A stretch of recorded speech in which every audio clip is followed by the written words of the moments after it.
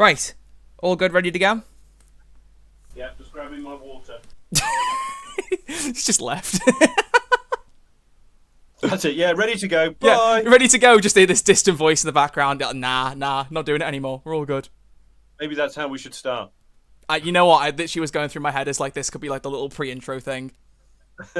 God's sake. Perfect way to open it. Perfect way. Hello and welcome to the very first episode of the Redcast. For those of you who don't know me, my name is Troy, but I'm known on YouTube as Red Archer Live. And in this show, I'm going to be bringing on a variety of guests and talking about a whole range of things. And each episode is going to centre around that guest and their work, their interests, and everything in between. The current plan with this show is I'm going to be publishing episodes every 2 weeks, and they'll be available on both my YouTube channel, Red Archer Live, as well as Spotify under the name of the Redcast. But the episodes will also be available 48 hours early for my patrons, and if you fancy checking out the Patreon to see these episodes early, that'll be on www.patreon.com/Red Archer Live with capitals for Red, Archer, and Live. But with that being said, let's get into our debut episode, and our guest for today is no stranger to this channel. He's a fantastic voice actor known as Vernon Locke in Payday 2, and with acting credits in Return of the Obra Dinn, Chernobylite, and so much more, as well as just being an all-round lovely man. It's the British voice himself, it's Ian Russell. How are you doing, Ian? Morning, Troy. Oh, did I bust you up too much there? I've been called many things, but lovely is not one of them. For context, he didn't know what my intro was going to be there, in case that wasn't obvious. A lovely man. A lovely man. It sounds like something out of, I don't know, Last of the Summer Wine or something. It does, actually. But it's true. It's true, because we've had quite a few interactions previously. I mean, we have. For this channel alone, I mean, you've helped out with 6 videos, I think now, 6 videos and live streams. I mean, because the first thing you did for us was, like I'm some kind of business, the first thing you did for the channel was the trailer stuff. I remember getting you to do voice lines for some trailer edits I did. That was roughly the first interaction we had, I believe. I think we spoke a bit before that, though. It's possible. It's possible. It's been a while now, to be fair, hasn't it? Well, when I say it's possible, it's because I'm not the youngest person in the world, and I do tend to forget. I'm only 21, and I forget things like quite a lot. It worries me because if I'm forgetting a lot of things now, then in 20, 30, 40 years' time, I'm going to be in trouble.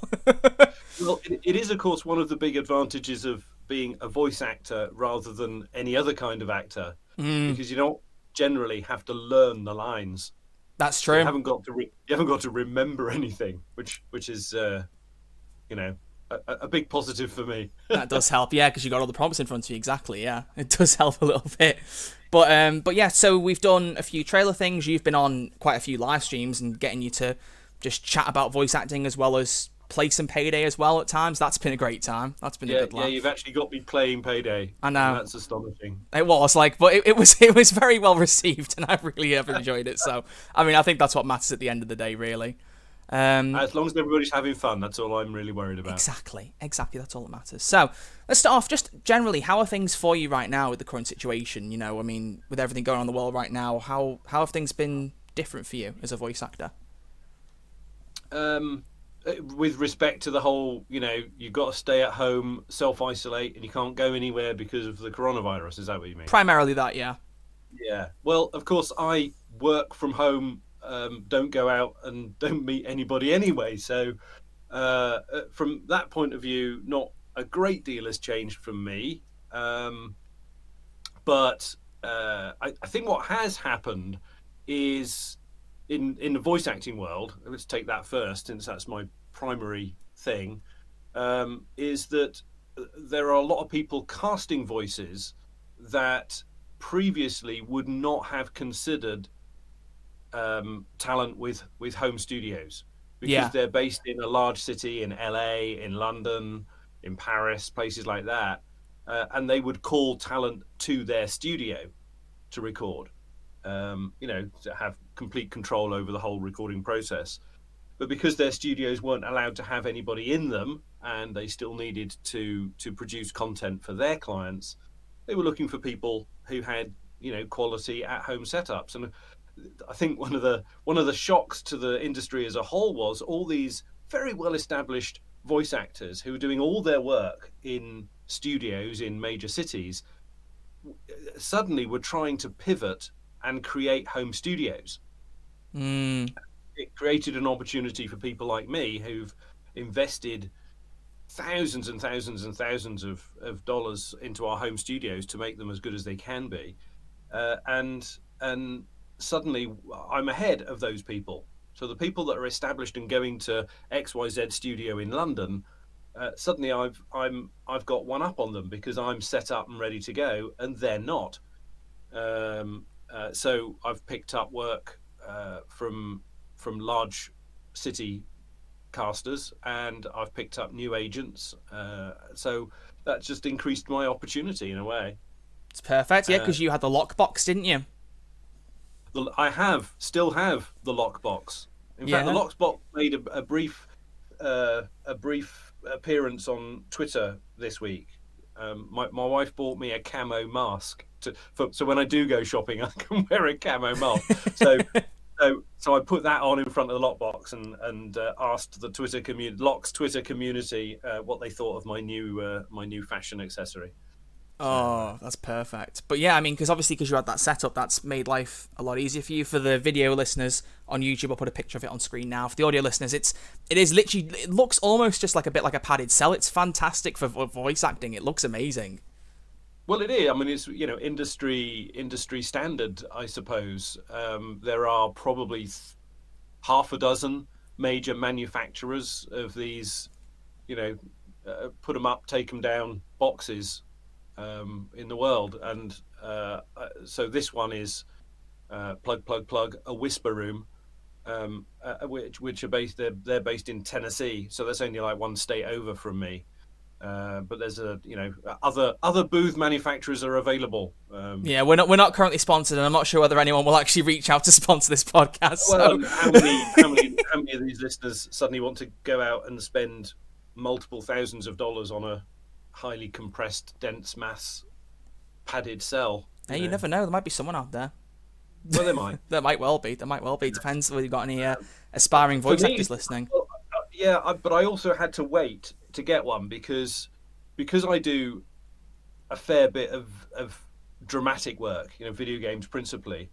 You do, whilst your head has to remain relatively still in front of the microphone, you do need still to move your body. And if we were on video, you'd see me waving my arms around right now because I'm demonstrating to myself inside my booth what I do when I'm in my booth.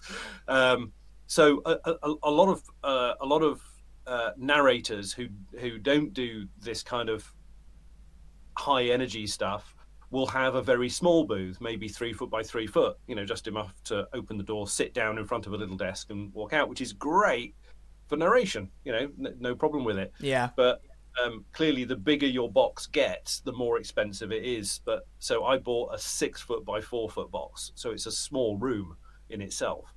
Like a little panic room in your house. Has doubled as a panic room.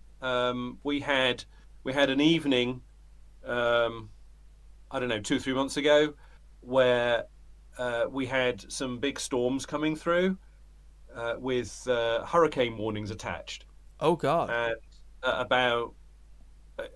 so in America, when there's a hurricane in your area, everyone is linked up to some kind of emergency thing, and your mobile phone. It doesn't literally explode, but it goes meh, meh, meh, and you go, oh my, 2 o'clock in the morning. Oh yeah, because wasn't didn't something happen in Hawaii where one went off by accident and everyone freaked out? I can't remember what it was. I think it was like a nuclear threat or something, but everyone's phones went off. And I'm pretty sure it was Hawaii. Someone will be able to correct us if it was, but it was an accident and it wasn't meant to go off. But everyone lost their minds about it, and I'd never seen anything like that before. Like that was completely new to me. We don't have that, as far as I know, in the UK or anything even near it. I don't know either, but anyway, we do have hurricane warnings. And the first one was around 2 o'clock in the morning. So in my little 6 foot by 4 foot padded cell, we had me, my wife, the 2 kids, and the dog crouched on the floor with the door shut. Because it's effectively if a hurricane touched down, tornado. I'm talking about hurricanes. Sorry, tornadoes, not hurricanes, tornadoes, which are, of course, I guess more localized. I was going to say you wouldn't really want either of them anyway, but yeah. But we have had some tornadoes touch down, quite close. In fact, I tell a story. I'm not sure which one of the recent heists. what was the one two heists ago? Was that St. Martin Bank? For Payday 2, yeah, the San Martin bank heist, yeah. Yeah, so I was in the box recording the St. Martin Bank heist lines with folk from Starbreeze in Sweden, and my phone buzzed, and it was a tornado warning, touchdown. Oh dear! And, I know, and I opened the booth door just to see what was going on, and the dog was in the studio part of the room, and she was there with her ears up, but not particularly panicking. And you could just feel this little rumble through the floor. Oh, God. And I'm like, oh, okay. And the guys at Starbreeze said, do you need to stop? Are you safe? Yeah, I was going to say, like, what do you say to them? You're like, know, oh, I just got a text saying there's a tornado coming. Can we just put a pause on this for a minute? Right. But so what I said to him was, so I said, well, okay, well, let's save what we've got in case the electrics go out, which is possible in these circumstances. So I saved the session file. We were probably, I don't know, 2 hours in or something. I forget how long. And then I said, let's just carry on because the booth is probably the safest place in the house anyway. So we might as well just carry on. So I literally recorded those lines during a tornado. And as it transpired, that rumbling I heard through the floor was the tornado touching down literally within a quarter of a mile of my house. Oh, God. So yeah. So there's a main road, which is at the end of our road, and the tornado went down that road for about a mile, uprooting very large trees and causing significant, damage to businesses. So it was actually very, very close. But in the booth, all I felt was a slight rumble in the audio. Blimey, it's crazy, isn't it? How different it can be, just like literally a quarter of a mile away. That is insane. Yeah, well, it also shows how safe the booth is. I mean, it weighs physically, like not metaphorically a ton, but it actually weighs. I think it's like 1,000 pounds of weight. It's a ton. Blimey. So it would be quite difficult to pick up and move. I mean, I'm sure a tornado could do it, but the real reason is, the walls of the booth are very dense. The mass is one of the main factors in controlling audio. So if a tornado touched down and were to smash all the windows in, we would be safe from the flying glass. That's really the main reason why it's the safest place, really. No, that makes sense. I mean, it's just handy to have something like that anyway. I mean, it seems like it's doubling as more than just, a bit of an advantage in these situations, because, like, as you said, a lot of the voice actors don't have home setups in this sense, and then also you've got the protection in case something like that happens. So, pretty good investment. In a panic room, I can lock it from the inside, so I could run in and lock it. Wow. So yeah, literally, it's anti-tornado. It's a panic room. It's all sorts, and it'd be funny if you actually bought it for a different reason to the voice acting and just realised and just went, oh, I could actually do some voice acting in this box. Oh, I might give it a go. I suppose there's that reverse, isn't it? That if you were buying a house and it had a panic room, you could go, "Oh, this would make a great recording studio." Yeah, literally, you could easily do that. There's probably someone out there who has done that. Probably. Oh, it's fantastic. There's a guy in the UK who has a studio that I've used a couple of times when I've visited, and he's I don't know if he's bought it or he's renting it, but it's an ex-nuclear bunker. Wow. Okay. So you go in through this blast door. When you go into into the building, you go through a blast door to get to where he is. It's quite cool. Jeez, that is really cool. That's that is a pretty cool place to get set up, to be fair. Yeah, and not a million miles away from where you live, so maybe I'll go check it out then. I can give you his number privately. I'm not going to announce it on air. Yeah, no. It just gets spammed with cold calls. No, let's not have that. But no, that is so cool. Yeah, it's all very Fallout, isn't it? I love it, honestly. Yeah, I don't know. It really is. But if you needed to hide from a zombie apocalypse, it'd be quite a good place too. That would also be a very good place. I mean, yeah, and they'd never figure out how to unlock a door with a key, would they? Let's face it. That's true. It would also probably be quite well against any any nuclear situations, It's just... Well, I mean, that might be a stretch. I think the gamma rays might get in, but it's not lead lined. Hey, come on. Let's have a bit of imagination. Let's say it would be quite good. Okay, let's All right. let's pretend. All right. Let's pretend. I'll go out and buy 100 square feet of lead lining and put it in the booth. How's that? Perfect. Sounds good. That's a good plan. Oh my God. Outside, Oh, be good on honestly. Now, something that we've not touched on too much, I don't think, in the past is the connection that actually you and I have. More as a question of locality, because you actually grew up very, very close to where I live. I moved to close to where you live after college. Ah, right. Yes. Okay. Would be a more accurate statement. So I had done a bit of acting at school, and then I'd kind of not done any acting, and then when I moved to where you are, the people I was lodging with, one of the daughters was interested in going down to the local amateur theatre group. Yeah. And so her and her friend wanted to go, but they were a bit shy. So this was the younger daughter. So the older daughter said, "I'll go with you to," because she was a bit more extrovert, to help out. And then she asked me, because I was new to the area, would I like to go? So So her and I, so the elder daughter and I, went to support the younger daughter and her friend who were most interested. Oh. And it just turned out they were having auditions for a play that evening when we went. So we all auditioned, and the elder daughter and I got cast as the male and female leads. Oh my God! What did the younger sister get cast for? Did she get a role? Get cast. Oh, didn't she? Oh no! Oh no! I cannot imagine how that conversation would have gone. And so that was, I suppose, in a way, that was where my, we'll call it, proper acting experiences started. Was almost by accident. If they hadn't been going to do that, I might not ever have gone. Blimey. Isn't that interesting? That's the thing. It's like how big changes can occur from just like the littlest things like that. Yeah.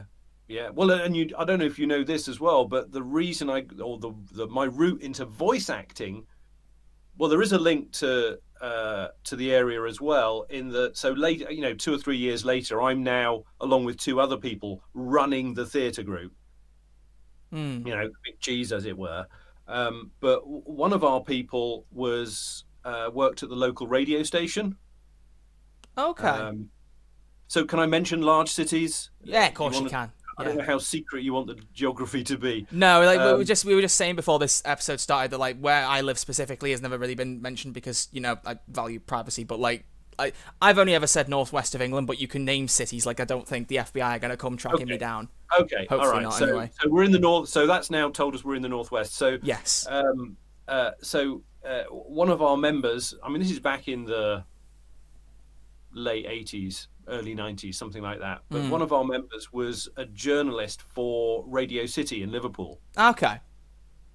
And if you go and look on the internet, you'd be able to tie the year down. But when Paul McCartney bought the old school that he went to school at and turned it into the Liverpool Institute for Performing Arts, into LIPA. Yeah. He pre-recorded an interview.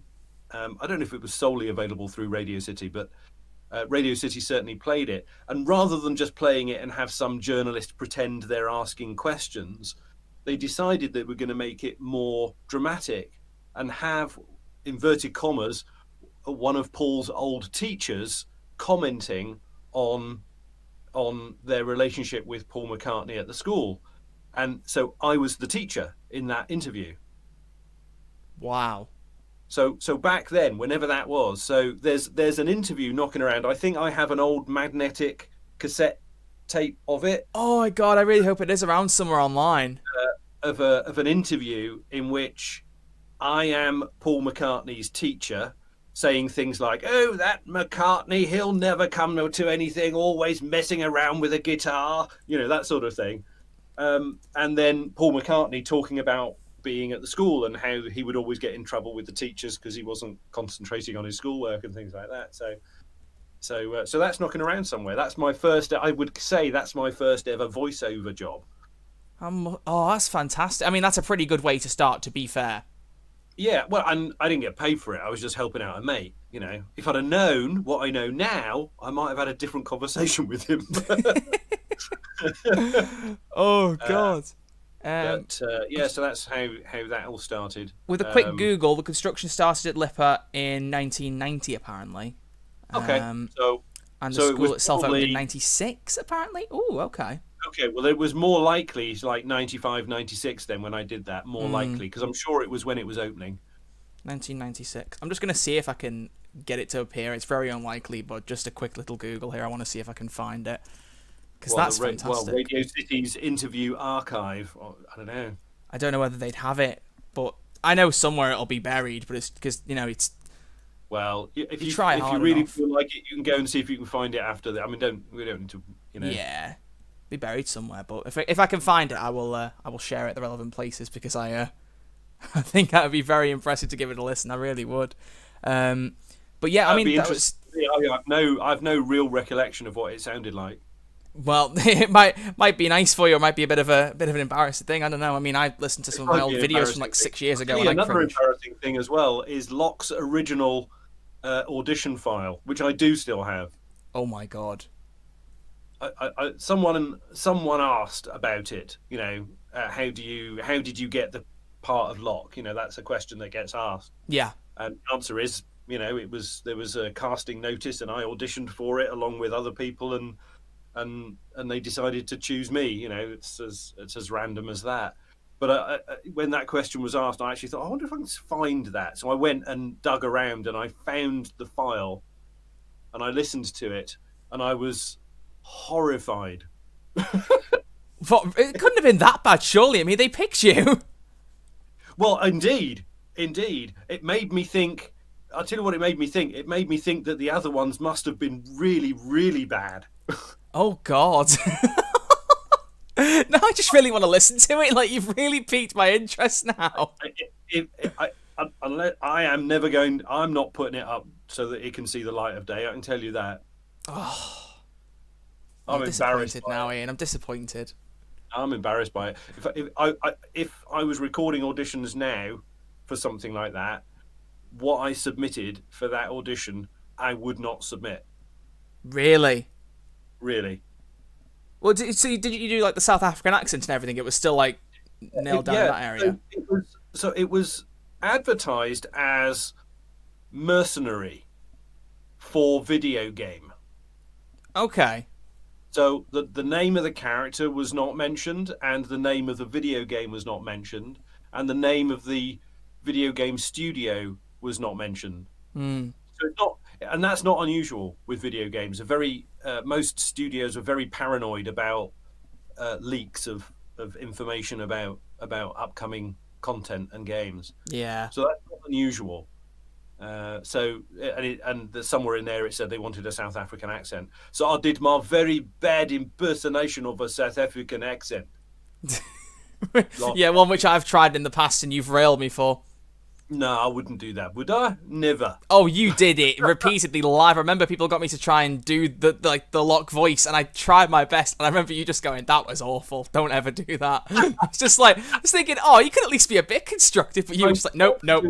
Comic effect, Troy. That's why I wouldn't be unkind. I'm a lovely man, remember? Yeah, well, everyone has their down days. Yeah. Oh God, I don't know. Getting the role of Locke, I feel very blessed with that, because I don't think that my audition was all that great. But I mean, I look where it's led to now. So I mean, you ask yourself if you changed any of it, maybe would you got? And the thing I wonder is who else applied? Is there were there any I don't want to say this without sounding disrespectful, but were any really big names that got turned down in favor of you? I wonder who else had applied. I know that's not a question we can answer, but it's something that I think about, you know. Yeah, something I can't possibly answer. I would suspect not, because of the place in which the audition was submitted. Okay. So it didn't come, for example, it didn't come through an agent. Ah, right, okay. It came from a more open, like, online casting portal. We want you kind of thing. Yeah, I mean, what happens is that whoever wants a voice for something, they can go to these online casting sites and they can just, you know, fill out a like the equivalent of a online form and post it. It generally doesn't cost the casting agent anything to post it, and anybody can apply. And if you fit the specifications, you can have a go. And this was back in the day. I had only been what I would call a professional voice actor for maybe a year. Yeah. You know, I was very new to the industry, and in that environment, I would naively, in many ways, audition for all sorts of things that I'm sure I was totally unsuited for. But you just want to get your name out there, I would imagine, wouldn't you? Well, it's not about getting your name out there. You want to get your voice out there. Voice, yes, of course. As many people to hear it as possible. You know, it's like throwing brown stuff at walls and seeing how much sticks. We're talking about Cadbury's there, obviously. Yeah, not sponsored. Yeah, we talk about we've. If you imagine, we've taken a huge bar of you know, chocolate of non-sponsored chocolate. Yes. Other brands exist. Yeah, we could do this all day. Other brands exist. Other online parts. You know, other booth suppliers exist, and you put it in a microwave for no more than about 5-7 seconds, just to soften it a little bit, and then you throw it at a wall. Oh God, don't! I did that when I was a kid once. I put chocolate in a microwave. That's literally. Oh, very nice motorcycle going past. Thank you very much for interrupting the podcast. Very nice of them. Mm-hmm. When I was a little kid, I remember I did that for. There was, yeah, it probably, imagine if it was. Oh my God. But no, I can't remember. It was for some kind of homework, and I think I was like 9 or something, but we had to do something with food, and I couldn't remember what it was, but I, in my infinite wisdom, decided I'd put a bar of unsponsored chocolate into the microwave. I don't know why I'm ramming home the unsponsored joke, but we're just going to keep going now. And I literally left it in for about a minute, and the microwave nearly exploded, and you've literally just brought that memory back to the top of my head now, and I just feel no end of shame, especially now I've just said it in a podcast. The initial question I have is, at that age, was it one of these ones that has a foil wrapping around it, which clearly would not work well? Microwave and foil don't. I do remember taking it out of the foil. I'm pretty sure I took it out of the foil and put it on a plate. But then again, I put it in a microwave, so I don't really think I can apply a lot of logic at this point. So you had chocolate splatter. Oh God, it was a nightmare. It just started making loads of really loud noises, and I was like, I'm not sure it's supposed to be doing this. Yeah, pop, pop, pop. Oh God, honestly. Oh, the nested memories. Thanks for bringing that one back up. It's all right. My pleasure. Oh, but no. So help. Something else I was gonna say about, obviously, because of the connections we have, and because you did, like as you said, you moved near the area to where I live. You at one point. But the reason we met was that you, at one point, came back there to see a few of your friends, and you gave me a bit of heads up, and you said, I'm going to be at this location if you want to swing by and say hello, which was very good. I got a picture as well for people on YouTube. I say for video listeners, but obviously right now it's pretty obvious if you're watching this on YouTube, there isn't actually video camera footage. It's because I'm getting a very nice setup going. I've got a nice little background I want to get set up, but it's not currently working, so I don't want anything low budget, so we stuck for audio. But for people on YouTube, there'll be a picture now of the first time that myself and Ian met, and I think what was dead funny about that was that, obviously I knew what you looked like, but I'd only seen like your face and a bit of like you in the fatigue, so I was still like, I don't know whether it was some kind of like anxiety type thing, but I was thinking like, if I see someone that looks like Ian and I get this wrong, I'm going to be horrified. And I remember going into the pub, seeing you at the back of it with all your mates, and I remember standing by the table where there's like, because there must have been about a dozen people there, something like that. There were quite a lot of people, and I remember you being sat there because you had a beard at the time as well, which I don't think helped as well.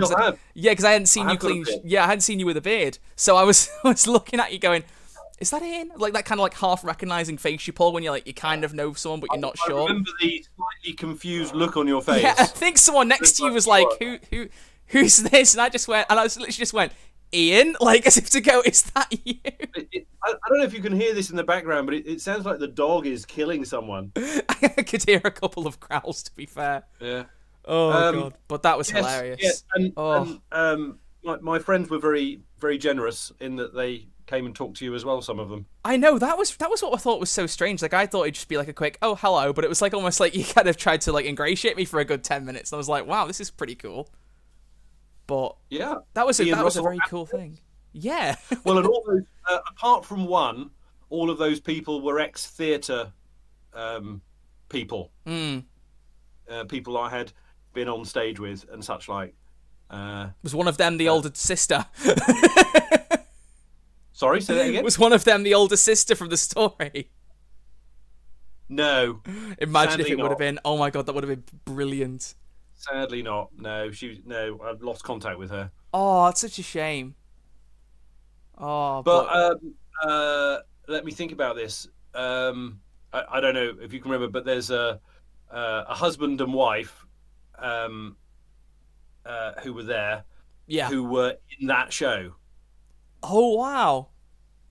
And they met at the theatre when they were teenagers, late teenagers, and they are still married. Oh, you love it. You love to see it. That's lovely. That's fantastic. But well, so the joke goes, he said to her, "Would you like to go out?" And she said to him, "Who with?" Oh my god, I really hope that's not true. No, it's true. It's a true story. It's a true story. Did he then actually, did he stand his ground and actually say with me, or did he go, because if that was me, I'm pretty sure he said with me, and she probably said no, probably, something like that. Such are, these long-standing established relationships formed. Yeah, I don't. If someone did that to me, I don't think I'd be able to take it. I'd be like, oh no, because you just immediately think, is that you trying to say no in a nice way? I don't think I'd be able to do it. So, good on him for being brave enough to follow it through, because I don't think I could have. I mean, he was, I think, deeply in love with her before perhaps she was deeply in love with him. Okay. Shall we say? He was besotted. But he was a teenager, and as a teenager, you get besotted. You do. And she was a teenager, and she was like, go on, lad, let's just go out for a drink, right? Oh, just like, he's all right, why not? Go on, have a laugh. I don't think a long-term, 50-year serious relationship was in her thoughts at the time. If it was, I think it'd be a bit concerning, to be honest with you. Bit too ahead of herself, but they're a lovely couple, and I'm very grateful for their friendship. Well, it's just nice to meet everyone, but that wasn't even the only time we met, because we met again a few months after that. I can't remember quite how long it was afterwards, but probably a year. Yeah, I think it might have been about a year by that point. Yeah, because obviously, well, not obvious for everyone else. For us, it is, but for everyone else, what happened after that was Ian then asked me to make a talent reel for for him to put out to share all his voice acting roles, etc. I don't know anybody, and I'm like, who might be able to do this for me? Oh, don't you? I thought I was flattered to begin with. It was like the first person. You just sat there thinking, who do I know? I suppose Troy might be able to put something together competent, maybe. Well, I think what it was. So you had put together. Was it the Avengers one? Marvel? Was it the Marvel? Yeah, the Payday Endgame one where you did the voice lines. Yeah. Yeah, that was the one. And I thought you did a good job with that. And I thought, well, he can edit videos together. I'll ask him. And the rest, as they say, was history. But yeah, I remember because I think that was what you said. It was like, I'm coming back into the UK, and because you'd done that, you offered to buy me a drink, and I just went, well, I don't really drink a lot of alcohol, so you can buy me an orange juice because I'm tragic like that. Yeah. I offered you a packet of crisps, and you didn't want them either. I mean, it's like, come on. I didn't want to extort you in. Oh no, but that was lovely. It's all paid for itself. So. Yeah, but I mean that was the thing. So obviously, because in case it hadn't been obvious by this point, because you don't actually live in the UK anymore. You're based in South Carolina, isn't it? That's right. That is. I really, if I'd have got the wrong Carolina, then I would have just ended it here and there out of embarrassment. The podcast would have been over. That would have been over. It would never have seen the light of day. Are you going? Yeah, just literally, I'd be gone. I'd just leave you to host it for the next half an hour or so. Just let you just talk about whatever you want. I'd be gone. I'd just have gone. Yeah, that'd be it. Just make up stories. But that's the question I've got for you, because obviously, because now you're British family. Because did you meet your wife in the UK, or did you meet her in America? No. You met her in. No, keep guessing. You'll never get it. No, I won't get it. Go on, you tell me. We met in Holland. Okay. Because I know she has an Instagram account, because she posts quite a lot of British things on there. Like, I'm pretty sure Brits is in her username. So what I would say is, what I wanted to ask you is, as someone who's now living abroad in America, what do you miss about living in the UK in particular? Like, what quintessential, oh, that's a nice word. What quintessential British things do you miss? Well, I think early on, you probably miss more than you do later on. Yeah. You know, I mean, obvious things like I can't pop round and have a cup of tea and a chat with my mum. Yeah. But, you know, technology has moved on such that actually we can connect by some kind of, you know, video link, and we can sit and have a natter with a cup of tea. And, you know, it's not quite the same as being in the same room, but it's not far off. Is the tea as good, though? Well, oh, other tea brands are available.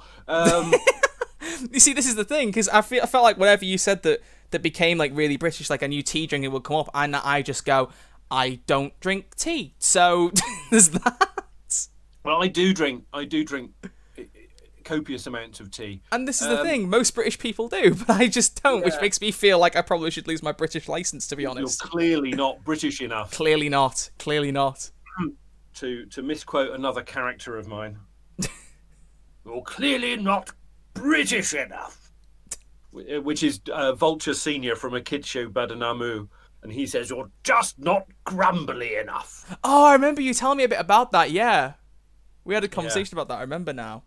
Because you've done so many different things now. That character's going to be a nomination as UK Animation Voice of the Year 2020 at the One Voice Awards. Ooh.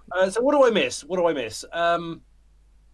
It's really hard because the world is so global that you can pretty much get anything you want. You know, it's not that difficult. But things that, I mean, often it, you know, food things and drink things are what is mentioned most. So, you know, certain cereals, you know, so you can't buy Shreddies here. It's a very specific thing, isn't it? And well, my kids like Shreddies, and so we have this thing. So we like them with milk and then stood so that they go soggy. You know. Okay. I don't know if this is too much information. No, it's not too much. It's just, you know, it's a very specific thing. Well, you asked what we miss. Yeah, true. I did. So there's this thing about putting the milk in the Shreddies, and my youngest daughter telling me that they're not sogged enough. That's an interesting little family niche, I suppose. I'm not eating those. They're not sogged enough, and she'll walk away. just flips the bowl over, not soaked enough, walks out, and slams the door. Start again. You know, very British things like tea, like Marmite. Did you know there's a world shortage of Marmite at the moment? I did not know that, because I can't say I don't like Marmite because I've never tried it, but I've never cared to try it because I'm a very fussy person. You really are not British, are you? I'm not. See, I knew in having this section of the podcast, it would end up getting to the point where you would say lots of British things. I would be like, don't know those, don't have those, and I would just get judged for it. So yeah. So Marmite being a yeast extract is a byproduct of the brewing industry. I think where they're based, I think it's Burton-on-Trent. So Burton's Ales, I think that's where it all came from originally. And so as a byproduct of the brewing industry, since the brewing industry isn't producing as much beer because bars have been shut, there's not as much byproduct. Oh, true, yeah. See? So there is a global shortage of Marmite. Now, there seems to be plenty of Marmite in the shops in the UK. And I guess, I don't go through Marmite, like a jar a week or anything like that. So it's not a big issue for me, really. But I do like Marmite once in a while. And I go through phases. I'll go, I'll just have a bit of Marmite. And then I'll want Marmite like several days on hot buttered toast, like for several days on the run. Because I'll think, how did I ever not? I forgot about I love this. And then I'll stop for 6 months and then I'll go back to it. And it is one of those foods that would survive, nuclear apocalypse. It's all coming back together. We're tying it all back together now. Yeah. I have a secret jar of Marmite stored in the bottom corner of my booth just in case there's a nuclear fallout. That is the perfect thing to bring. That's what you want in a nuclear or zombie apocalypse or anything like that. Just a big fat jar of Marmite. Done. Absolutely, it's very important. Yeah, it's very important. You need to understand these things. You do, and I'm now aware, so I will now make sure that I stock up for myself. So I'm ready in that situation. It's important. That's good. So tea, I mean there are. So I can't not mention the brand because it's their brand that they do this with. So Tetley have boxes of tea bags here that they call Tetley British tea. Ooh. Which is effectively just a box of Tetley tea bags, with British written on the front. And then you look on the side, made in, and you look, it's like just like a US state or something. Yeah, probably made by some bloke called Hank up the I-95 somewhere, I don't know, but Hank in like Milwaukee or whatever, just like, is that really British though? I don't know why Milwaukee was the first state I thought of.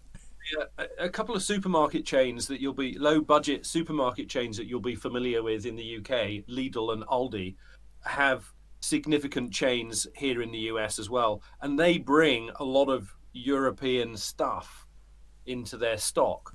So one of the things when I was first moving over here, like 6 or so years ago, I was quite worried.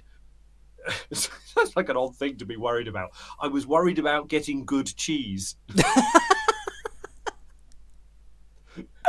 Oh my god! About the quintessential, American cheese. It's that yellow plastic stuff they put on burgers. Oh no. Anyway, but I can, Lidl and Aldi stock really good English cheddar, double Gloucester and chives, Wensleydale, all that kind of thing. I can get it locally now, so I don't have that problem anymore. Pork pies. You see, you can't get a pork pie here because that's a very British thing. So I have learnt to make a good pork pie. That's a plus side then. So I make pork pie once in a while. The Ian Russell pork pie. Yeah. It could be a whole brand. It could be. That could be your fallback. that's like your backup business venture. I could say I miss all the rain, but that would be a lie. So do we right now. Like this heat wave has made me miss the rain. Like literally, I went out yesterday because for the last week in the UK, if you don't live in the UK, we have had the most ridiculous heat wave. It hasn't rained in a ridiculous amount of time, and it was absolutely horrible. It was longer than that. I think it was horrid. It was hot. It was sweaty. Going outside was horrid. Staying inside was horrid. A fan wasn't enough. It was just ugh. But then yesterday, I got a phone call saying that a package had been left at at a house down the road that apparently they had for a week. I don't know what that was about, but they're like, "Oh, we've had this package for a week. Do you want to come get it?" So I went out, and it literally just started raining, and I went, "I'm not even going to get a brolly. I'm just going to enjoy the rain." And it just hammered down on me, and it was the weirdest feeling of actually enjoying the rain for a change because it had been so hot for like a week. It's been horrid. So no, like I can completely understand missing the rain at this point. I can. Yeah, I really can. It's an interesting thing that you don't think about when unless it affects you. Yeah. So we have weeks and weeks on end of 90-degree plus, whatever that is in new money, 25 degrees, 30-degree plus weather, and it's uncomfortably hot, and you can't really go out for very long. And when you're locked inside the lockbox, it's even worse. Well, indeed. So but because it's consistent, you see, heat waves in the UK are not consistent. You might get 2 or 3 days, maybe a week even. You know, that classic British summer. It's two sunny days and a thunderstorm. Yeah, basically. You don't have weeks and weeks and weeks typically. So guess what? British people don't all have air conditioning built into their houses. No, they don't. We have central heating instead. We've got the opposite end of the spectrum. Right. So when you get a heat wave, you've no way of dealing with it. Whereas here, every house has, well, not every house, but most houses have built-in air conditioning. Which is just, it would just be so handy, but I get why our houses, like, because the when it gets cold, it gets very cold, so... So well, obviously we have the central heating thing. So here's an example of the reverse. I mean, we also have heating, so when it gets cold, you can put the heating on. It's not a problem. But the cold problem, particularly in where I am in South Carolina, we don't get much snow. We don't get much below freezing, weather. But when you do, and you get like one snowflake falls randomly on the city, they shut the schools. Blimey. Because they're not set up to deal with ice on the roads. And the people driving in this part of the world have no experience, particularly, driving on iced up roads. I learned to drive in Scotland on hard-packed ice. I'm used to it. I know what to do. I still think the British don't really know what they're doing, to be honest, with snow. Like, when my school would get snowed in, like, at times when I was in high school, and the chaos it would cause of people just not being able to drive their cars into a car park, and it was only like 3 inches high or whatever, or like less than that, I think, sometimes. Like, just watching caretakers like pushing cars out of car parking spaces was just fantastic. Yeah. No, it's true, but you do have lorries going around gritting the main road, all that kind of thing, which we just don't have. So as soon as everything ices up, everything shuts. Yeah. And you're like, why aren't my kids going to school? There's frost on the ground. Yeah, it's like, it's our greatest enemy. It's the cold. We're not set up. The infrastructure here is not set up to deal with ice, but it is set up to deal with consistent heat. So there you go. Where did that conversation come from? I've no idea, but do you know what? Genuinely, this is why I brought you on first. This is what I said to Ian about this before we started. Was that, like, the best person to bring on to start us off is someone that you can have a really good conversation with, and even if it trails off, you still get some great stuff out of it. So I think that came from the British discussion, but it's probably a good point to switch anyway. On about the weather. I mean, it's a very British thing to do, isn't it? It is. We've basically, without even realising it, we've done the most British thing possible and just sat and spoke about the weather for 5 or 6 minutes. Like, you can't get better than that. You can't. That is again that beautiful word. That is the most quintessential British thing we can talk about. So you know what? I'm happy. Okay. I do want to move on to talking about the weather. Then that's okay. So that gives you a little bit of Britishness about you, which is okay. What do we miss from the UK? The answer is not much, really. Because we've learnt now either to make our own version of what we miss, or you just move on and you don't have it anymore. Yeah, no, that's fair. That's fair. There's nothing really that you really sat crying about anymore.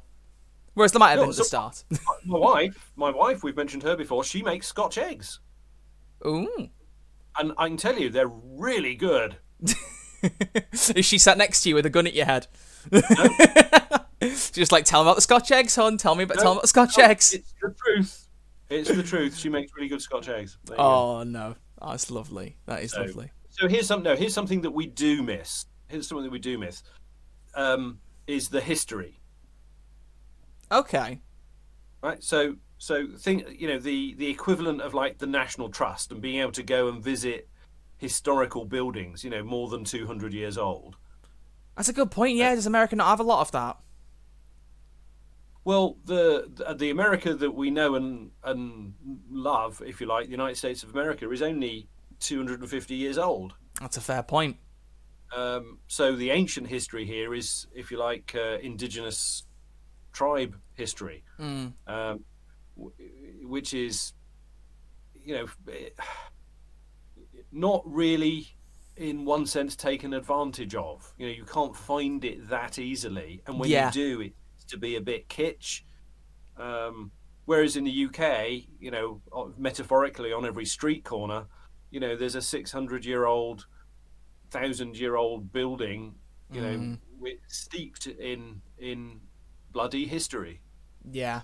I used to love going to a lot of those places as a kid. I don't go to as many as I used to. Like Ian mentioned the National Trust. It's basically like this company in the UK that looks after a lot of these really old properties. There's old houses. There's mills. There's a mill I used to love going to. It's quite a bit away from me. I can't even really remember the name of it now. But there was this mill. Oh, it's going to annoy me. What was it called? Quarry Bank Mill. That was it. Quarry Bank Mill. It was just literally just a little cotton mill, and as a kid, for some reason, I was enamored with going there over and over again. And there's loads of little places like that I love to visit. So that would be something I would definitely notice if I was in America. So I can agree with that. The National Trust, other historical preservation societies exist. Yeah, there's loads. There's so English many. Heritage, another one. All that. So anyway, so we miss that. We do miss that. But I suppose if you ever come over, then that's one thing you can do. You can make like a nice little day trip out of it and be like, oh, we'll go over. I can tell you. So we might come over for, say, 2 weeks or whatever, and my wife will have an itinerary of. That's the best way to be. 8 castles and stately homes she wants to visit, and we'll maybe get to see 1 or 2 of them if we're lucky. Yeah, but if you plan for a lot of them, you at least get a few in, and then that's nice. Yeah. That's good. That's good. Right, okay, so I do want to move on to something else, but before I do, you mentioned a little bit earlier about being nominated for a One Voice Award, and I wanted to give you a second to plug that a little bit, because I think you do deserve the credit. So, what's going on with those? Okay, so there's an organisation in the UK called, and I don't know why it's called this, but Gravy for the Brain, and they do voiceover training. That's kind of their thing. But one of the things they also do is they run something called the One Voice Awards. Yeah. Which is a industry specific. It's like the Oscars, if you like, people, or BAFTAs, should we say, that sort of thing. So I think they started 3 years ago with that, and I kind of ignored it. And then last year I thought, well, okay, I'll put a couple of things in. And last year, 2019, I got nominated as Gaming Voice of the Year for my work with the Warhammer Inquisitor Martyr and Inquisitor Prophecy game, the Psyker character. Yeah. And I was also nominated as Voice of the Year, which was surreal, I thought. Yeah, and well deserved, obviously, but still. Well, thank you, but I'm a British bloke in the middle of metaphorical nowhere, with a box, and my peers in the UK seem to think I'm doing something right, and it was very, very surreal. And in fact, in true melodramatic fashion, because it wasn't really on my radar, I'd just sort of thrown some stuff at them. I had a phone call from one of my agents congratulating me. Hey, Ian, congratulations. And I'm like, what for? Yeah. And she said, for your One Voice Award nominations. And I'm like, oh yeah, that's today. So I looked, and it was a very emotional moment, because it is that moment where your peers recognize that you're doing something right, and that's very nice. Yeah. Anyway, so I didn't win, but I came to the UK for the awards, and that was May last year, and it was nice and all the rest of it. Anyway, so then rolling on to 2020, and it was a bit more on my radar, so I was a bit more considered about putting my stuff together and submitting, and I've been nominated again this year. Yeah. So what have you been nominated this time? 3 times this year.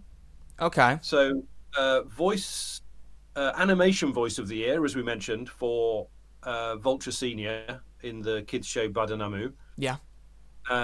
And gaming voice of the year.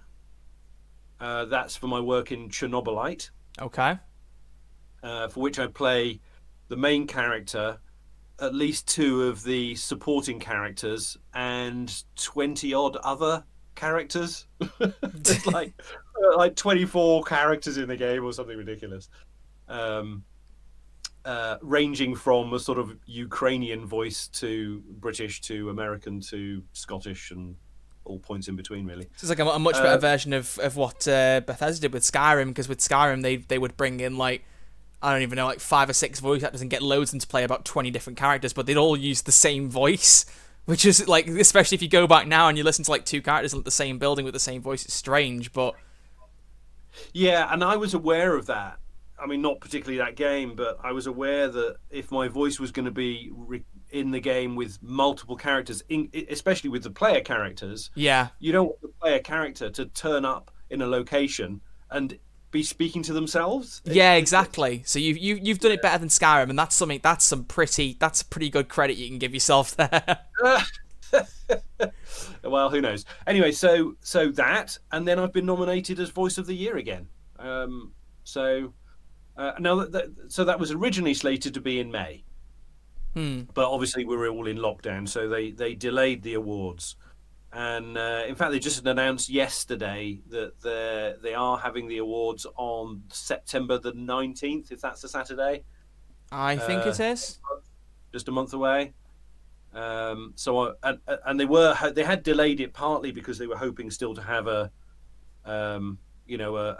live in-person event, but circumstances they can't do that. So it's going to be a virtual event. Okay. And lots of different ways they could have done it, but the way they're doing it, I think, is the right way. So everyone turns up, nobody knows who's won anything. It'll be completely live, which means it could be a train wreck, but it'll be fun. Do you know if it'll be viewable to the public in that case? Well, I think they're limiting tickets. I can't imagine.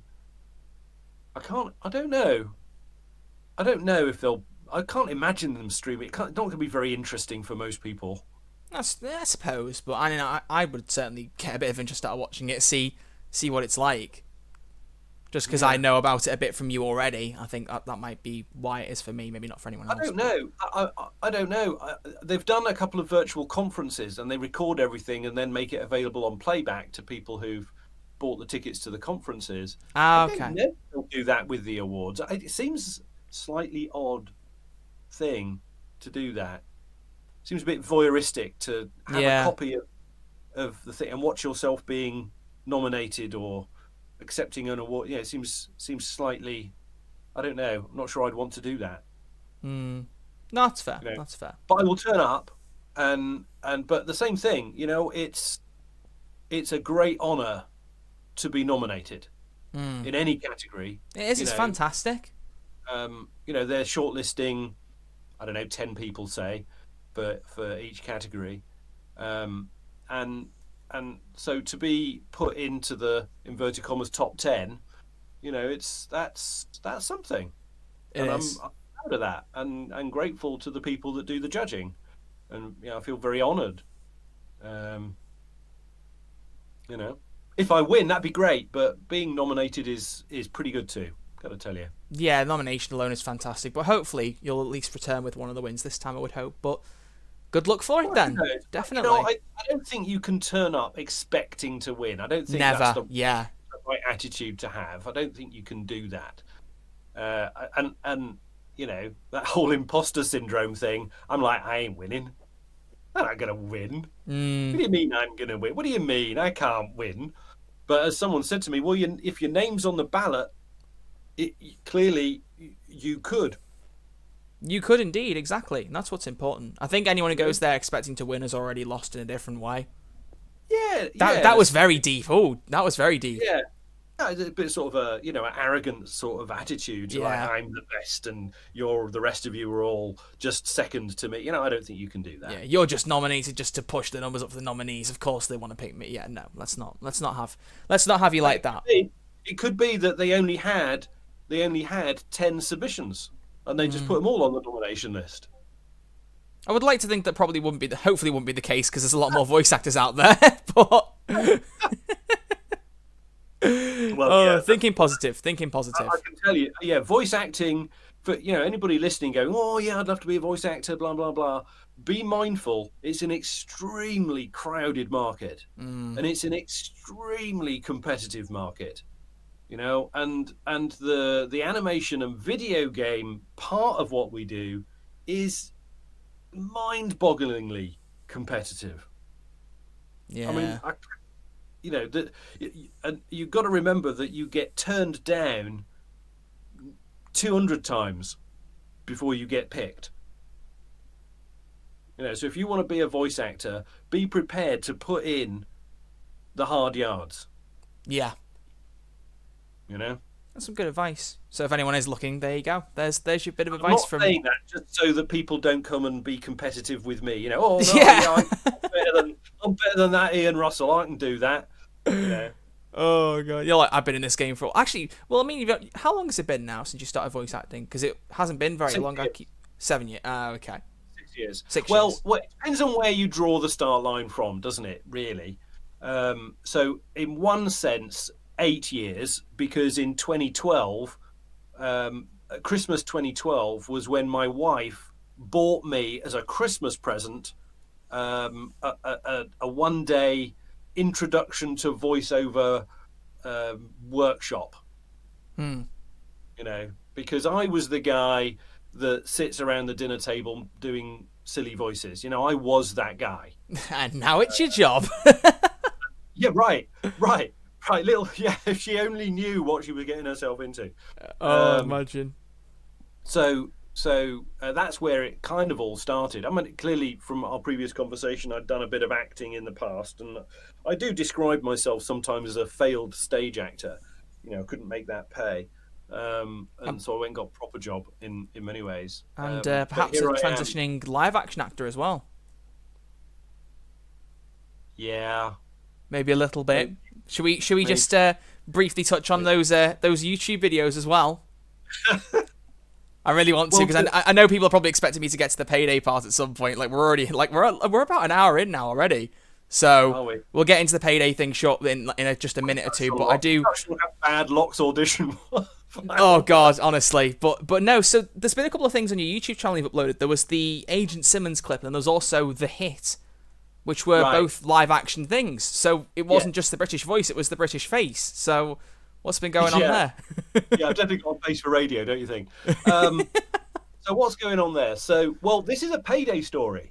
Oh, there we go. Payday content. We got it. Here we go.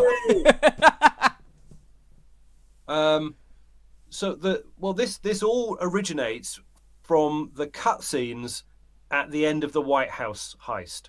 Okay. So there's the beach scene and the funeral scene, shall we say? Mm-hmm. I don't know. Yes, these are not. Should we do spoiler alert just in case? I suppose. If you don't know the ending of Payday at this point, then no, it's been far too long. I don't care. I don't care. So the funeral scene where Bane dies. No, that's not true. Well, he was dead at that point in that there's scene. A hole in the ground, and it appears that Bane is dead, and we are burying him. But in the other one, he is alive, and he's the president. So. And the other one in which it appears that Bane might be alive and might be the president. I love the it appears. I love that. Well, because you can read however you want. You can decide however you want. No, it's my way or the highway, Ian. Go with it. Yeah, okay. All right. I bow to your greater knowledge of the canon. Thank you, sir. I'm probably wrong. So I'm the whole thing with Locke, and I've told about the progression of Locke before. About how he was once and done, and then they invited him back to do something, and then I was on a stream, and then I did an interview, and then suddenly there was the Lock and Load, where Locke apparently betrays the gang, and you think, well, that's Locke done then, isn't it? And then I got I got that script, and like Locke's abandoned them, and you think, okay, well, that's Locke done. And about 5 minutes later, I got an email saying, you might notice the script isn't that kind to Locke, but don't worry, that's not the end of him, was broadly the story. And then a week later, I have a long conversation with them about, becoming, if you like, the Locke that we now know and love as the controller of the gang. So we get to the White House heist, and they're going to film these cutscenes, and it's pretty clear that they don't always use the voice actor as the live action actor. Hop for example, Dallas, for example. So it was definitely not cut and dried that Ian Russell, Locke the voice, would become Locke the person. Yeah. But there was a conversation. Someone asked me, could I grow a mustache? So that led to me sending some old photographs of me on stage, one in a military uniform in a First World War One piece, and another one in a pantomime with a mustache, demonstrating that I indeed could grow a mustache. But there was clearly a debate within Starbreeze as to whether I would be offered that opportunity. But they did offer me the opportunity, so as we all know, that's history now. Yeah. So I knew that I was going to turn up on this film set and there were going to be proper actors there. You know, Ilya Volok, who's the Eastern European Russian bad guy in every movie you've ever watched. Yeah. Mira Furlan from, Lost and Babylon 5. Proper pucker actors.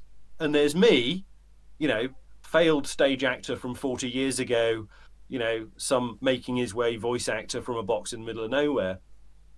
And so I made a connection with a guy in my part of the world, in South Carolina, North Carolina, who runs a little acting school.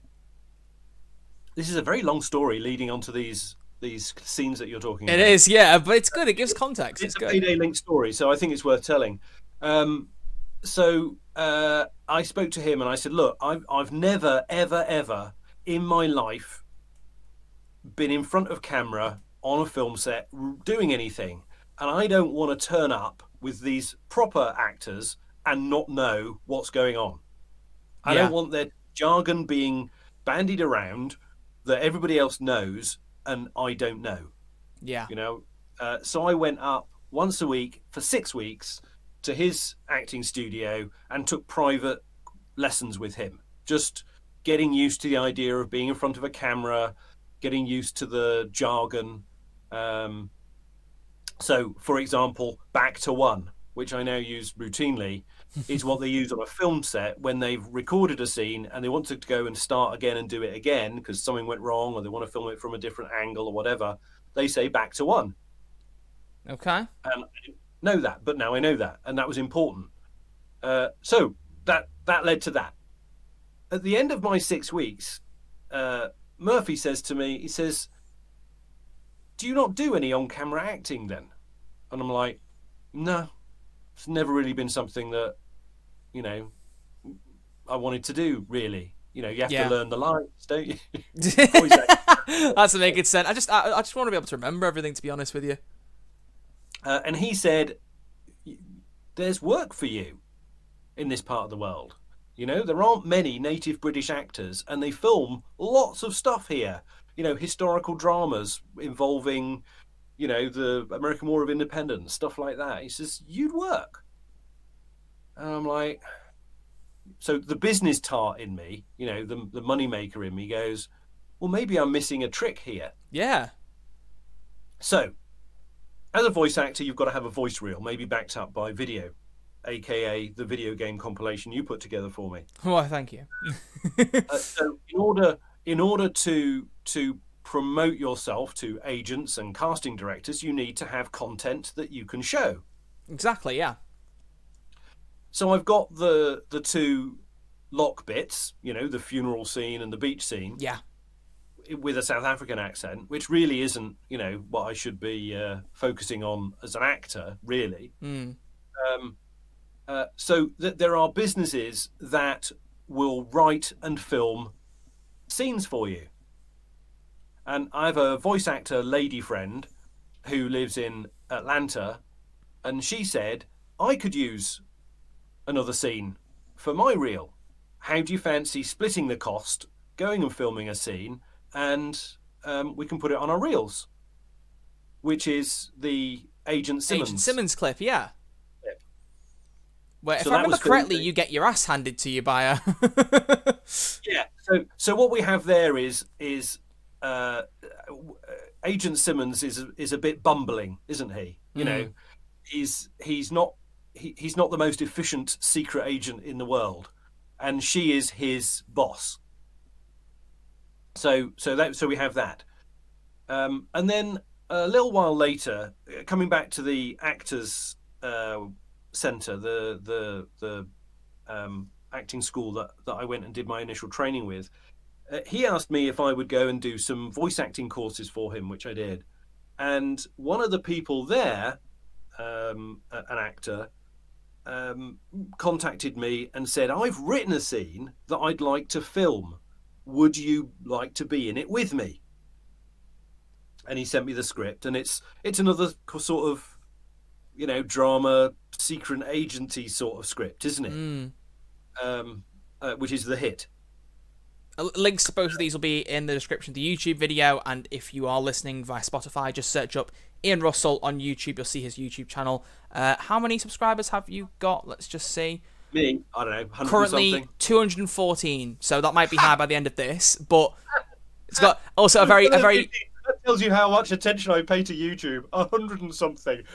It's more than you got the videos, to be fair. But like, well, if anyone wants to go and subscribe to him, you've got that lovely little moody photo of you as well as your picture, which you've recently changed, which I quite like. Yeah, that's my new headshot. I love that. That's a fantastic headshot. But yeah, so there's footage on there along with a bunch of other things that he's recorded over the years, or months/years. So I said to Stephen, who's the bearded guy in that, who wrote it. I said, yes, but only if I can be Gemini and I can play him as a hard man. You know, as a... Yeah, that was creepy, seeing you do that intimidating. I was like, oh my god, like, this guy's bought me a drink and now he's threatening this guy's family. What?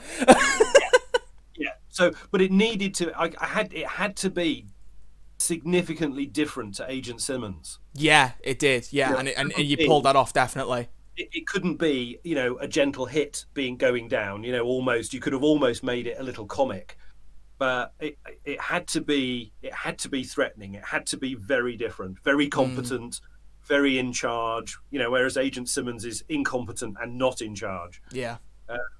So the story about The Hit, then, taking that on just the next step. So Stephen, unbeknownst to me, submits it to a film festival. All right. And The Hit is nominated as Best Drama. Really? What film festival? Yeah. And I am nominated Best Supporting Actor. Oh my god, what film festival is it for, do you know? It was called the Sapphire Film Festival. I feel like I actually might have heard of that. So I didn't win, but I was nominated as Best Supporting Actor for this little scene that I did. So... so that's so I just told you, I think earlier, there was a story about The Hit. So all this happened about the festival and the nomination and all of that, and I didn't know. Wow. It was another thing where he sent me a Facebook Messenger and he said, "Congratulations." And I'm like, "Ah, really? Cool." That's fantastic. So that's where that comes from. So you're looking into doing more of those then in the future, I presume? Well, I need a full... So this is all, you know, I'm kind of playing at it. Voice acting takes up a great deal of my time. So on camera it's not exactly a hobby, because I expect to, you know, if I'm cast for something, I kind of expect to be paid for it. But I've got to have a reel, and I don't have a reel. I don't have enough content for a reel. Yeah. So I'm still gathering content. But then, like, again, out of the blue, yesterday evening, again, I mentioned this to you, this put a little spanner in the works for today, but a casting director approached me directly to play the role of a patient in a sort of what they call industrial, so a training video, as a British patient who has pancreatic cancer. So I had to learn the lines and so he was texting me at 9 o'clock last night, and asking if I could have this learnt, recorded, edited, and back to him by midday. And I just noticed here it's 12:05 here, but it's done and sent. So, phew. I wouldn't want to have got you into trouble for that. Good grief. Yeah. Well, obviously the Locke scenes were paid content. So this, if I get cast, this could be my first, what I would call on-camp, where I've actually, you know, fought for it, auditioned for it. Yeah, that's because fantastic. I didn't audition for that, did I? I was already Locke. They just said, "Would you like to be in it?" And I said yes, and then panicked. Or you could have said about the last 3 years of voice acting where you auditioned for it in an indirect way. Ha ha ha. Yeah, that's fair. Probably, yes, that's fair. Because if Locke's character hadn't developed, that wouldn't have happened, would it? And I think the Payday community deserves a little bit of reflected glory, because I think the Twitter account and the interaction with the community, and the fact that they seem to like Locke, I think that clearly is a flavour of that choice, isn't it? Yeah, completely. For which I'm very grateful. Thank you, Payday community. You're all lovely. Which is a very nice segue into what I would like to close the podcast with, which is, obviously, we've talked a lot about Payday things, and if there's anyone listening who hasn't heard, we have some interviews and just basically a lot of Payday things on the channel, which you can go and check out, where we talk a lot more about Payday 2. But what I want to ask you to close this off, because we gotta slide a little bit of Payday content in it, obviously. I want to shift direction a little bit, because I don't know how aware you are, but more recently there's been a few more bits of news coming out with regards to the next game, Payday 3. So they've talked a bit more about, they've got a lot of their staff members now who are working on developing the game. They've confirmed several platforms the game will be releasing on, and they've also got an aim to release the game within the next 2 or 3 years.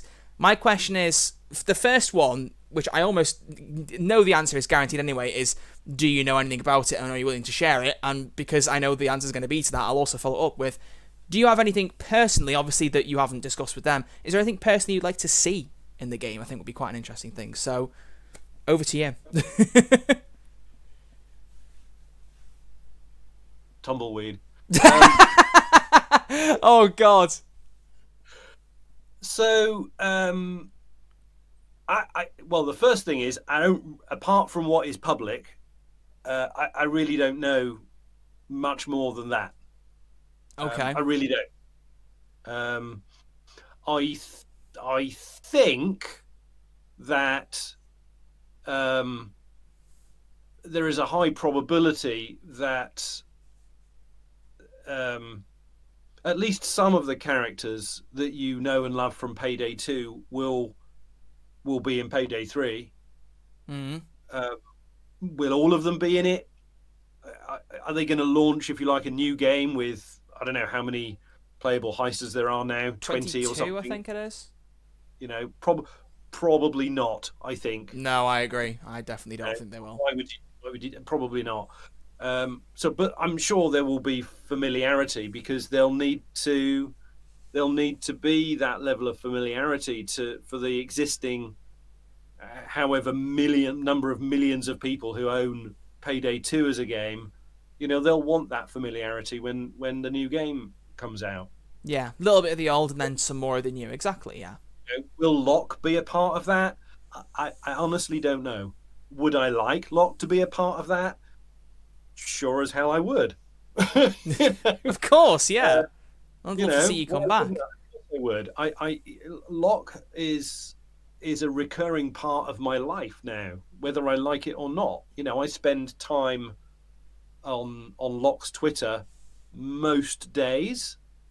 Yeah. And I love that part, of the business that I find myself in. And I think the Payday community, and I'm not saying this just because I'm involved with it, but I think the Payday community has got to be one of the most loyal, engaged gaming communities that exists. It really is. It really is. It's a fantastic community. I know there are a lot of people like me that want to see you return, which would be ideal, really. Because I think, as well, they've set it up so well. Obviously, you don't have to give comments on this. This is just how I feel. But I think, personally, because obviously the way Payday 2 started off, it was very much Bane-centric. And, he was there for so many years. And I think the way that they've shifted the focus now and brought you in leaves, personally for me, you on a really good precipice to take that mantle and carry on into the next game. And I really, really do hope that they, even if not entirely, I don't know what their plan is, but at least in some way, I think it would be a shame if at least not in some form they then brought you back and allowed you to carry on, because I think they've left Locke in such a good position that it would be a waste for them not to, I believe, personally. Yeah, I think there are... I think there are things that from because there's now the new content that's being written, the Silk Road part of it, the Mexico part of it. There are things that Locke says. There are lines that he says that suggest that he's aligned with the gang more strongly. Mm. I think in the last heist he says something like, "My boys will take care of it," or something like that. Yeah. Don't worry, my boys are up for it. We'll take care of it. Don't worry, or something like he says something like that. And I don't know if is that a subtle hint. Yeah, beginning to tease. But I genuinely don't know. And it again, I alluded to this earlier.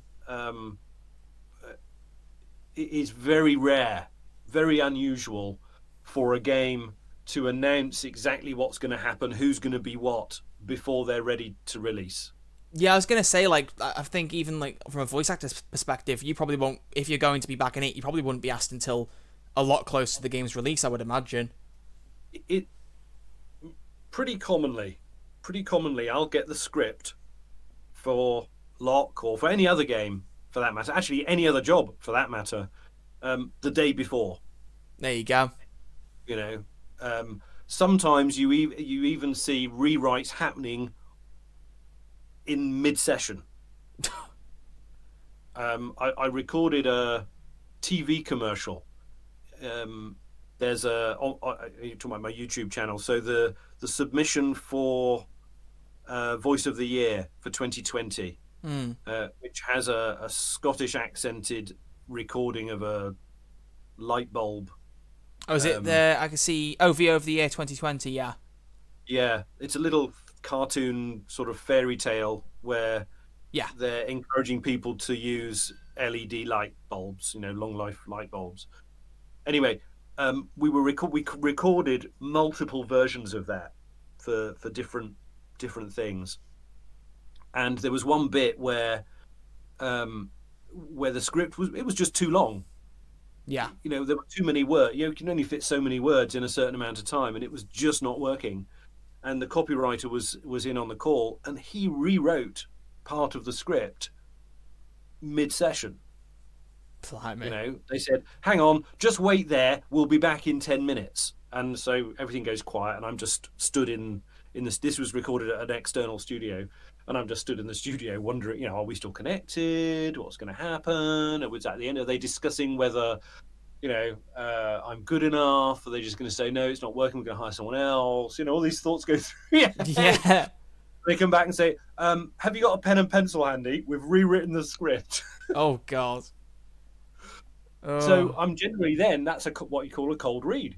I'm performing the script as though it's the most natural thing in the world, and yet it's the first time these words have entered my eyeballs. And that's, again, not completely unusual. Yeah. That happened for Endless Space too, when I was recording the Cravers lines for that. There was a lot of rewriting going on while that session was going on. So, in conclusion, any other requests, any other ideas, or anything you'd like to see in the game that you want to share? You might not have anything. I don't know. I mean, I know you don't play it a lot. But... It's hard because as a voice actor, and we've played Payday live for people. Yes, we have. And I'm clearly not very good at playing the game, and I'm clearly unfamiliar with a lot of the content of the game because it doesn't impact on me, day to day. Yeah. What's your favorite build? I'm like, I have no idea. Slightly muscular. More muscular, more buff than I actually am, of course. So what would I like to see? Well, you know what I'd like to see? I'd like to see it transition successfully. I'd like it. Good answer. Starbreeze has been through a lot of shit. Yeah. If I can say that word. Well, you can now. You've just said. Right. And kind of not necessarily all of their own making. And No. I have working relationships with a lot of the staff there, and I really feel for them. You know, they've been through, and they've continued working and putting out content, maybe not knowing whether they would still have, a job next week. Yeah. And it would have been very easy for many of the influential people to just walk away and go, I'm not dealing with this. I'm going to walk away and I'm going to get a job with some other video game studio, and they didn't, and they've worked through it and they're coming out the other side. And I really, really, really hope that the new leadership at Starbreeze helps bring Payday 3 to a successful launch, because that'd be good. You and me both. Here. That's a fantastic thing to sum it up on. And I'd love to be in it. Anyone who's listening, Mikhail, I'd like to be in it. Get him in it. Get him in it. Yes, I'll be sharing. Don't worry. I'll be making sure they hear this, because obviously it's with a Payday person. It's with a Payday person. I want them to know. Right. So yeah, get him in it. Get him in it. But yeah, that's a good way to end it off. I agree. You have to remember that there may be other when you're launching a video game, there's all sorts of people that are involved. Not just Starbreeze. There are other external, people that may exert control, and the decision may be taken out of their hands. Somebody at Starbreeze might go, Locke's my man, I want him in it. And some external party might go, if you want our X millions of dollars, he can't be in it. Yeah. He's not enough or whatever. The world is littered. I read the other day. So Apocalypse Now, which Sheen was it? Martin Sheen. I've no idea. So I've heard of Apocalypse Now, but right. So originally Harvey Keitel was going to be the lead in Apocalypse Now, but eventually he was dropped and Martin Sheen was put in it. And who knows? I don't know why or whatever that happened. But there's a major, significant actor, being dropped, probably through no fault of his own, in favour of someone else, because some moneymaker person decided it was going to be that way. Who knows? I don't know if that's the story, but Hollywood's littered with that. Well, let's hope that doesn't happen with you. Well, I would love to continue to be Locke, for as long as anybody wants me. Yeah. But, one day it'll come to an end. One day. But let's hope it's not too soon, eh? One day I'll die. I won't be here anymore, and then that'll be it, And on that note, thank you everybody for listening. Perfect way. On the note of dying. Yeah. So my dad, who passed away recently, made it to 95. So I have decent longevity genes. So I hope I'll be around for a while. I hope so too, and I'm sure everyone else does as well. But yeah, I think that's probably a good place to end it. Maybe not on the most positive note. Just don't get too morbid about these things. Yeah, just so on the topic of death, thanks for watching the very first episode, or thanks for listening to the very first episode of the Redcast. God, imagine if I never made another episode now after that. Do you know did you see the news about the it looks like there's going to be a Spider-Woman movie? I have heard whispers about it, but I haven't seen a lot about it. Yeah, so both Sony and Marvel have been dropping hints. And a director lady, the same director who directed Booksmart, but I can't remember her name, retweeted Sony's one with a spider emoji. Ooh. So, what does that tell you? I'll have to look into it. I'm excited. That sounds good. We'll see. Yeah, on the news this morning, so I know you're into the whole Marvel. I'll be doing my digging. Now and finding out. That'll be great.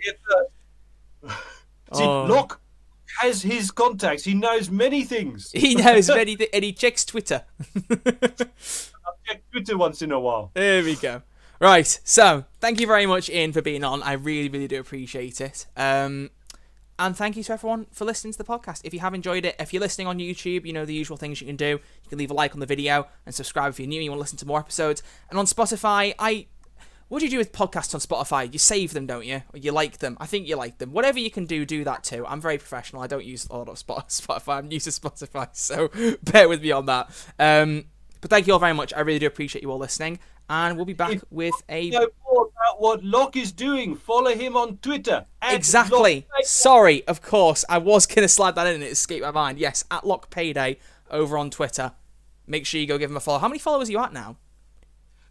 It just tipped over 8,500 today. Ooh, let's get you to 10,000. Forget 9, get you to 10. I do tend to try and reward the community at nice big round numbers. So 9,000 would be the obvious next one, but I guess 10,000 is now. See, a while ago we were at 1,500 or 2,000 or something, and someone was quipping about 10,000, and I thought, that'll never happen. But I think 10,000 is now within reach. Radar. Yeah, definitely. Well, we'll get you there very soon, then we'll see what we can cook up for it.